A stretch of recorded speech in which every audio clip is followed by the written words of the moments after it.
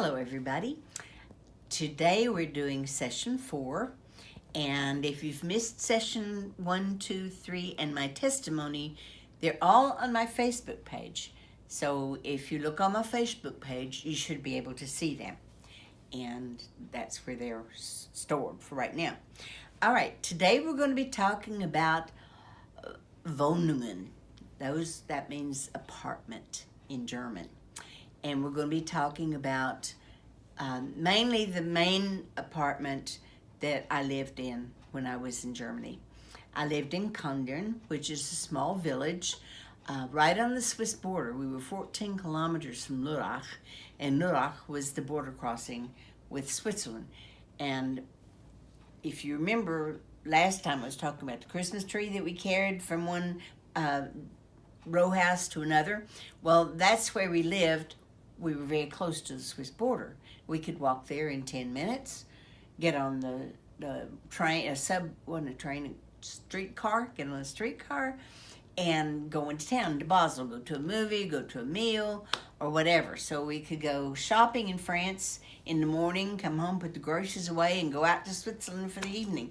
So it was called Dreiländerecke, which means three land corner. And that's what it was, Germany, Switzerland, and France. But the Dachwohnung is where I lived, and that means attic apartment. The Dach is the roof, so under the roof. And we lived there. I lived there for, oh my goodness, several years. I don't remember. Of the 9 years I was there, I probably lived in that apartment 6 years. Anyway, I lived on the top floor. There were 43 steps to go up. So every time I got groceries, it was 43 steps up. Every time I went down for anything, it was 43 steps up. But if you also remember from a former session, I did a lot of running through the forest. Little Red Riding Hood ran through the forest. If you missed that one, you go back to session number 2. I think is where that is, about Little Red Riding Hood. But anyway, we lived up on the top, and that's where we hung out our tablecloths to get all the crumbs off of them, and where we put out on the windowsill when it was cold, and we used it as a freezer or refrigerator. And so it was a very special apartment. There were a lot of beams, exposed beams, because we were actually in the attic part, and I had turtles. I had over 300 turtles. I collected turtles, and people kept giving me turtles. So I had turtles in all those, all of those beams. There was a turtle hidden somewhere. So anyway, that was my turtle room. But the interesting thing about that is there was no closet. And so in the room that we chose to be the bedroom, there was a beam that came like up at this angle, and one that came across this angle. So what we did was we made a bar that went from this beam to that beam where it was connected, and that's where we hung our clothes. Well, my mother had given me a complete bedding set, which included two shams, and a regular mattress cover, bedspread, and curtains. So we took, and there was a round tablecloth with ruffle on the bottom. It was really pretty. It's white with orchids, flowers, and it was really pretty. And so we hung the curtains across that rod that we put in our makeshift closet, and that's what we used to hang our clothes. Cheryl and I shared a bed, and Jeannie, or whoever else was extra, because we had people coming in all the time, shared the extra room. We had one more room. And then at one point in time, I gave up the big bedroom, and I took the little bedroom, it was an office actually, with a futon. So every night I would pull the futon out, and I would sleep on the floor on the futon, and then I would fold it back up during the day. So we changed a little bit there. An interesting thing about this apartment, and it was true in many apartments, the landlord controlled the heat. And this particular heating system was interesting because they had, I never saw them, I just was told about them.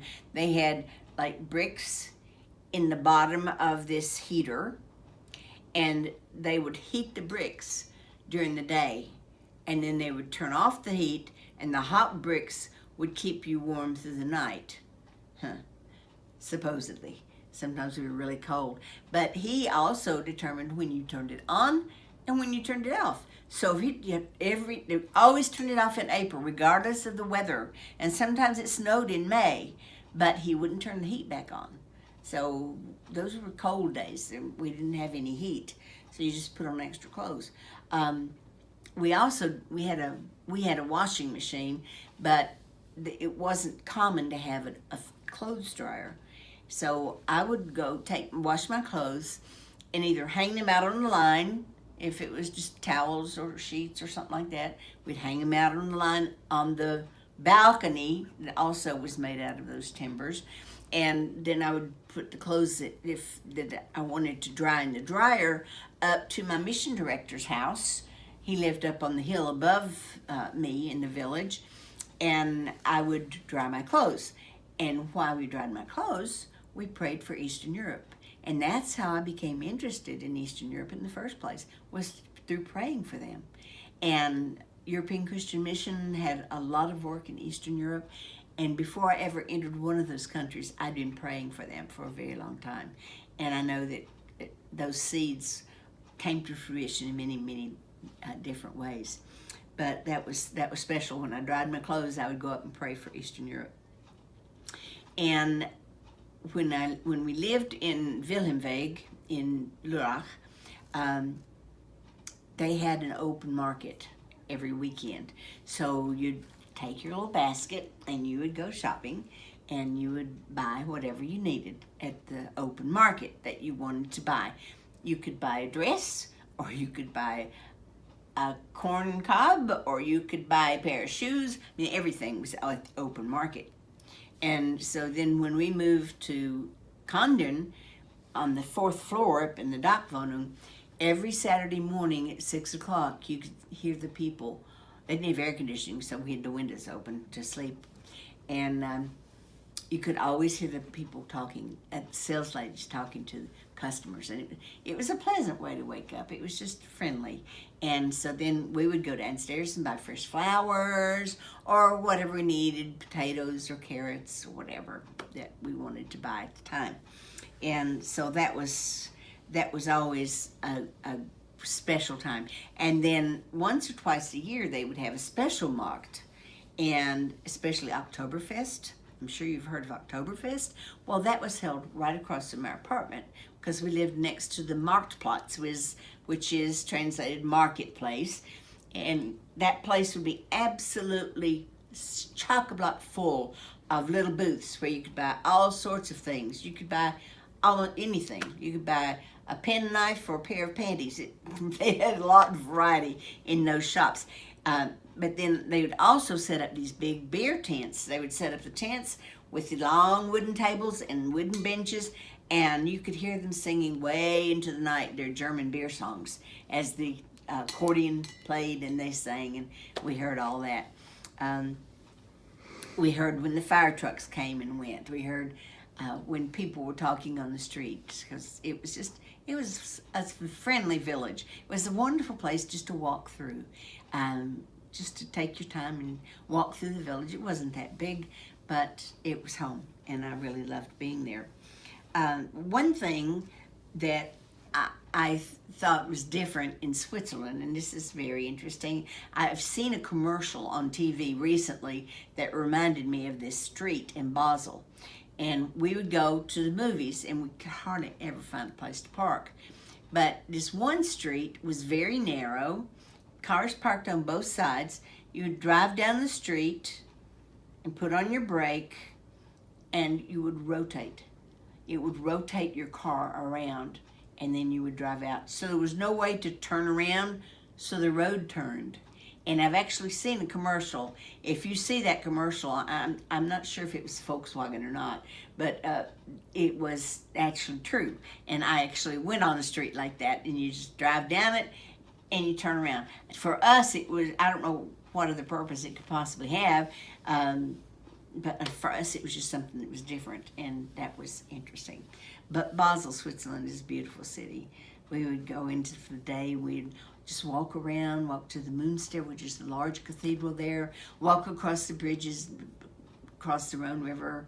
Beautifully, beautiful places there in Basel, Switzerland. And another thing that I want to share with you is when I first moved from Lörrach to Condon, I came home on furlough. And during that time,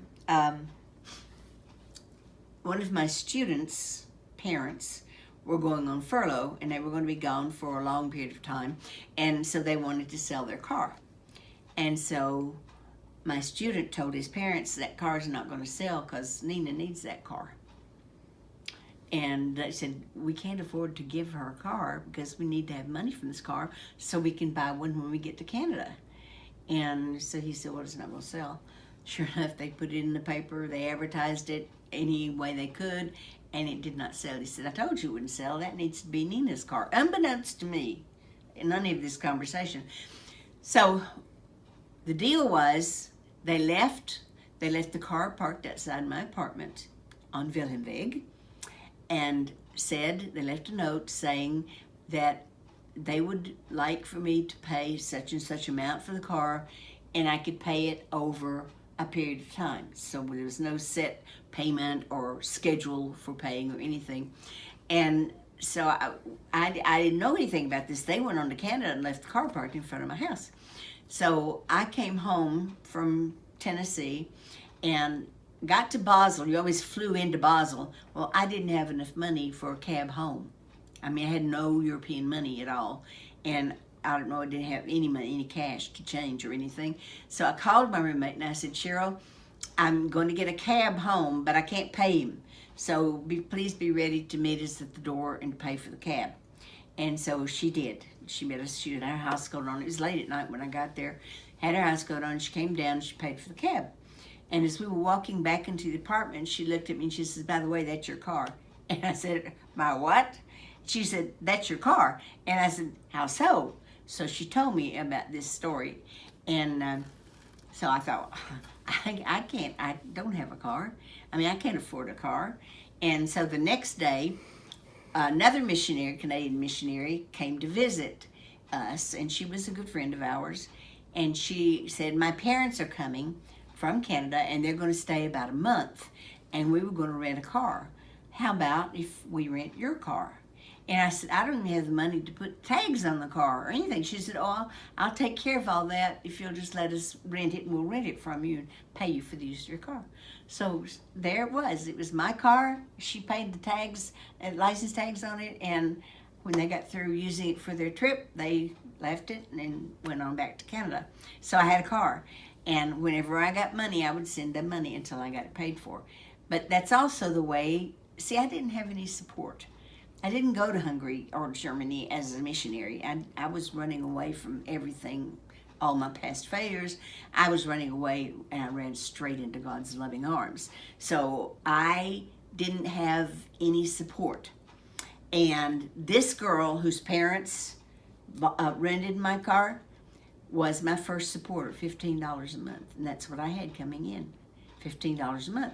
And that's why I went to America, was to raise support so that I could live in Germany.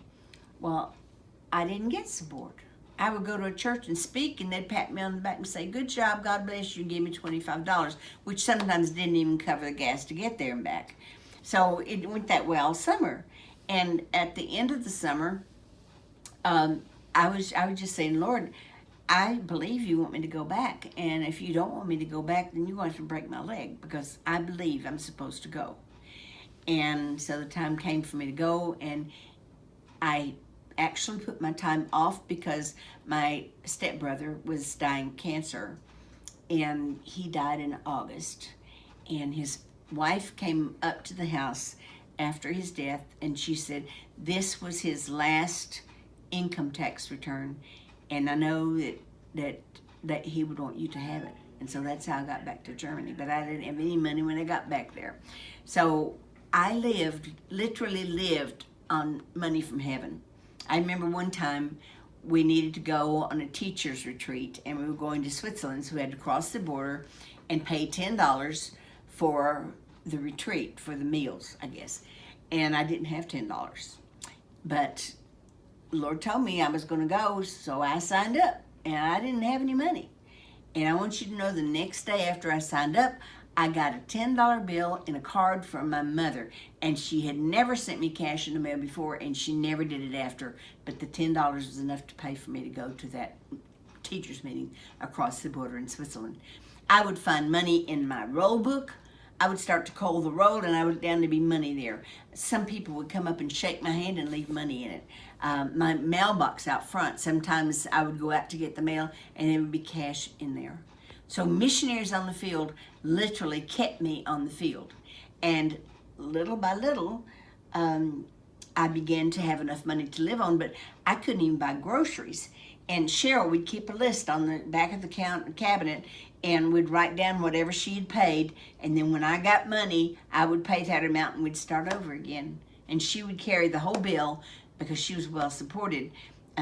She had gone as a missionary, and so she was well supported, and she never had a problem with money. So that's how I stayed on the field those first years, was money from heaven, I called it, because I know it was from the Lord. Another thing that Cheryl and I enjoyed together was skiing.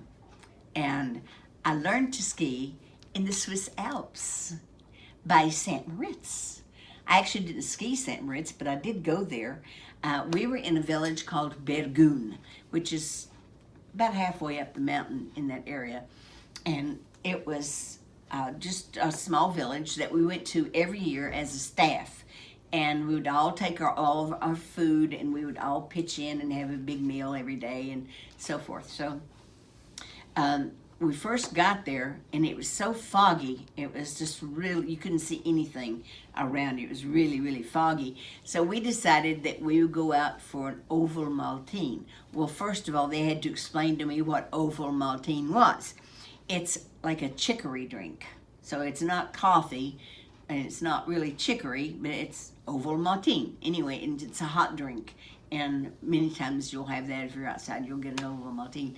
So we went down, and as we walked out the door to go get Oval Maltine, the sky opened up, the clouds backed away, and the most beautiful sight, these mountains, huge mountains. We were in the Swiss Alps, and these beautiful mountains were just rising up in front of us. I'll never forget that sight. It was just absolutely gorgeous.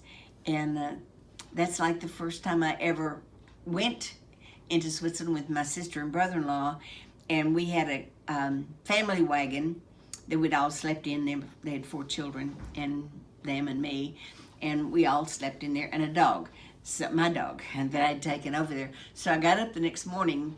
I hadn't seen anything at night because it was dark and cloudy. So I woke up the next morning to take Sugar Bear, that was my dog's name, take Sugar Bear out to use the bathroom, and when I opened the door of the family wagon, it was pink. The Swiss Alps were pink from the sunrise, and it was the whole scene before me. Now, I just caught my breath. It was beautiful. The Alps are gorgeous, y'all, and I loved skiing. I'd rather ski than eat when I'm hungry, and that I like to eat. So I would get a van from one of the dorms, and I would fill it with kids, and we would go early in the morning. I'd pick them up. We'd go up to Feldberg, which was just above Freiburg in Germany. We would go up the mountain to Freiburg and ski. And we went early in the morning, and we skied all day, and then we'd come home at night. And boy, a hot bath felt so good after being on the slopes all day. But one day, 2 things I'll tell you about skiing. One day we were going, well, it was with the kids. We were going, it was snowing. And the snow was soft. And it was just beautiful the way it was falling around the trees. And I was just going down the slope, just skiing down there, and all of a sudden I didn't see them anymore, and I wondered where they were, and that they had led me to a jump. And then they had all gone off to the side, knowing that I didn't know where I was, and I went off of that ski jump. And I thought, oh my, I have to land properly. I'd never done it before, but I set my feet straight and thought I had my skis right, and I landed and just skied on it. They were so disappointed. They thought I'd fallen. And I said, don't you ever do that to me again. But we loved to ski. And another time I was going down a black slope. They're rated in difficulty by colors. And a black slope is really a difficult ski. You have to do a lot of moguls and stuff like that. And so I was skiing down and I fell. And somehow, doesn't seem possible to me, but that's what they said, my ski hit me in the face. Now how that ski that's, 3 feet long can come up and hit me in the eye, I don't know. But anyway, I had a cut in my eye, above my eye, and it was bleeding profusely. So they came up in one of those little emergency rescue vehicles and took me to the hospital, and the doctor sewed me up. And I asked him something about a scar, and he said, Nein, ganz genau im Brow. He said, it's absolutely in your eyebrow. Well, it wasn't in my eyebrow. It was below my eyebrow, and it was a bad scar for a while. And then, you can't, like I said, first I didn't even remember which side it was. It's not visible anymore, but that's what he said, ganz genau im Brow. And so I went back up and skied the slope, because I fell off that horse, I was going to get back on it. But I loved to ski. And the kids, we had just a wonderful time skiing. It was great. Well, I think the only thing else that I wanted to tell you that I haven't told you is about ice cream. Ice cream in Europe is in little tiny balls called Kugeln balls, little balls, but they're little, like this. And so when you go to the store, you just get, 2 or 3 balls of ice cream, and so you've got 3 little balls of ice cream. And a special ice cream that they had was called spaghetti ice.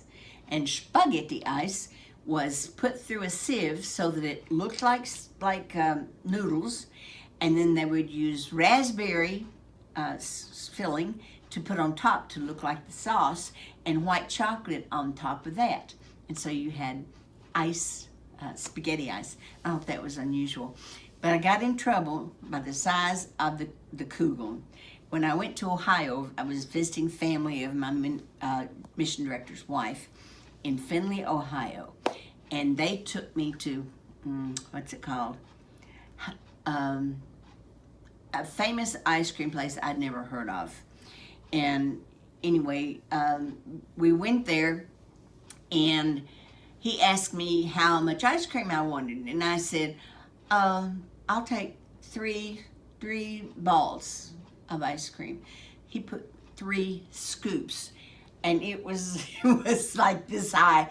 And I said, I can't eat all that. And he said, well, that's what you asked for. I said, in Germany, if I'd asked for 3, I'd had 3 little balls like this, and that's huge. So I didn't eat it all. We took it home, put it in the freezer, and I ate it later.